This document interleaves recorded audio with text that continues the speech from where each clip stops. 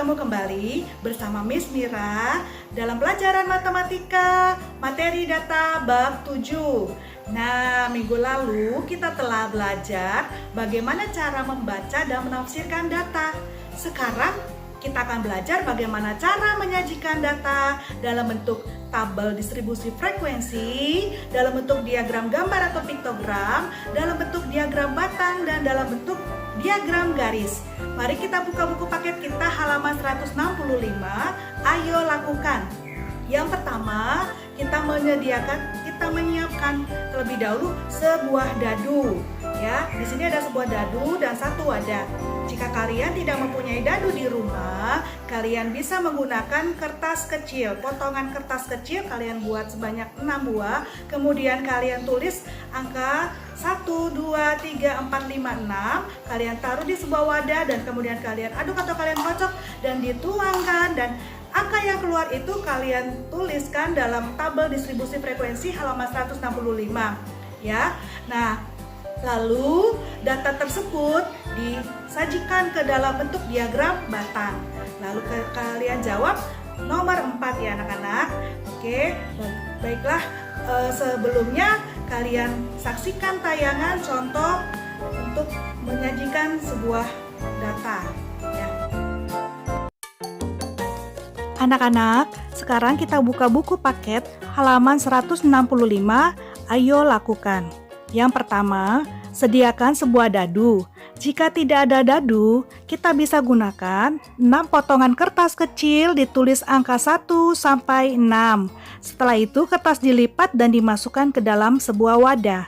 Lalu yang kedua, lemparlah dadu atau kertas sebanyak 8 kali. Kemudian catatlah hasilnya ke dalam tabel halaman 165 ya.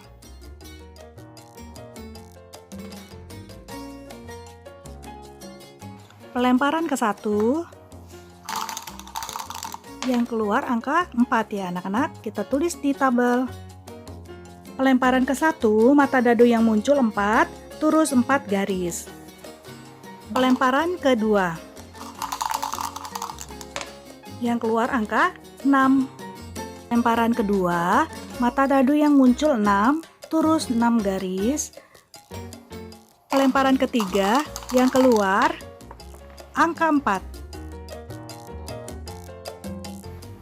Pelemparan keempat, yang keluar angka 4 lagi. Pelemparan kelima, yang keluar angka 5. Kita tulis di tabel pelemparan kelima, mata dadu yang muncul angka 5, terusnya 5 garis. Pelemparan keenam, angka yang keluar 4 lagi. Kita catat di tabel pelemparan ke-6, mata dadu yang muncul 4, terusnya 4 garis. Sekarang pelemparan yang ke-7 ya, yang keluar angka 5. Kita catat di tabel pelemparan ke-7, mata dadu yang muncul 5, terus 5 garis. Sekarang pelemparan ke-8 ya, yang keluar angka 6. Kita catat di dalam buku paket kita dalam tabel distribusi frekuensi pelemparan ke-8, mata dadu yang muncul angka 6, terusnya 6 garis. Sekarang kita ke nomor 3 ya anak-anak. Buatlah diagram batang yang menunjukkan data tersebut. Jadi dari data nomor 2, tabel distribusi frekuensi, kita dapat membuat diagram batang. Nah, mohon diperhatikan anak-anak. Untuk garis vertikal yang awalnya pelemparan dadu ke diganti dengan mata dadu yang muncul. Lalu untuk garis horizontal yang awalnya mata dadu yang muncul diganti menjadi pelemparan dadu ke. Jadi ditukar ya anak-anak. Nah, anak-anak dapat melihat diagram batang dari data tabel distribusi frekuensi pada pelemparan dadu tadi. Bisa dilihat ya anak-anak. Sebagai contoh ya. Nah, sekarang pertanyaan nomor 4, jawabannya 4A. Mata dadu yang paling banyak muncul adalah mata dadu 4. Ya, sekarang yang 4B.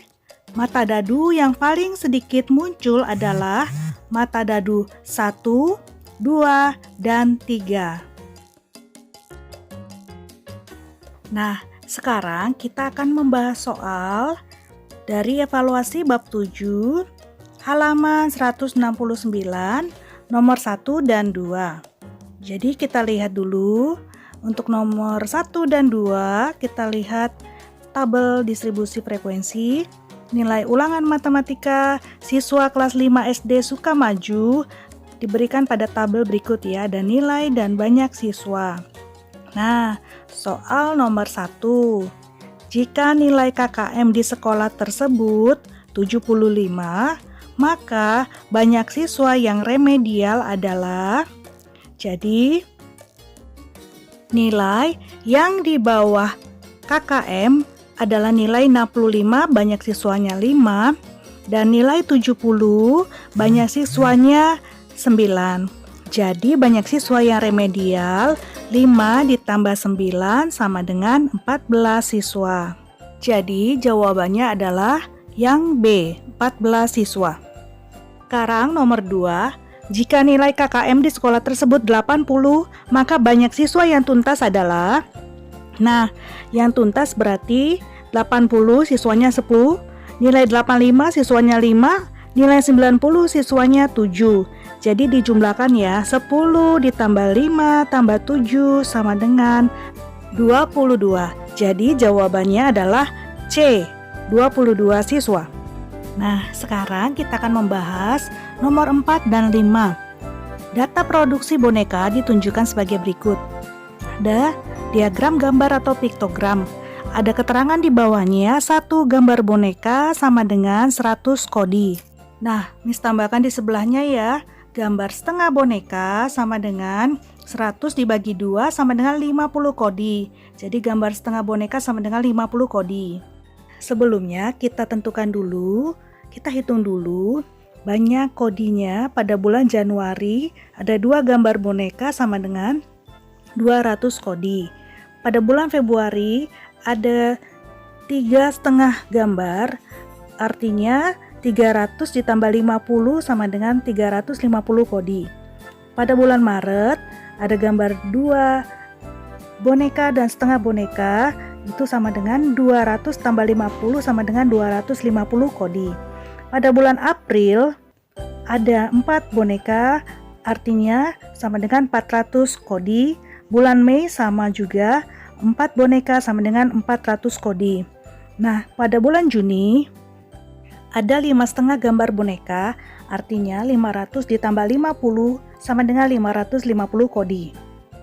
Nah, sekarang kita akan membahas soal nomor 4 dan 5. Soal nomor 4. Boneka yang diproduksi pada bulan Februari sebanyak titik-titik kodi.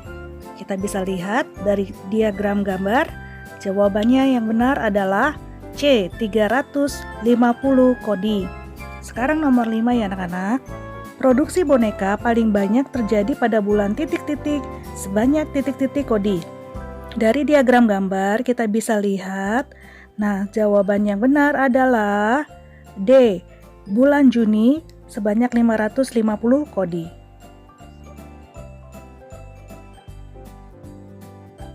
Nah anak-anak, ada tugas keterampilan matematika. Kalian mengerjakan, ayo lakukan halaman 165 nomor 1 sampai 4 di buku paket seperti contoh yang tadi ya. Difoto dengan dadu atau potongan kertas yang digunakan, kemudian dikirimkan ke WA Miss Miranda. Batas pengumpulan hari Senin tanggal 27 April 2020 ya. Terima kasih.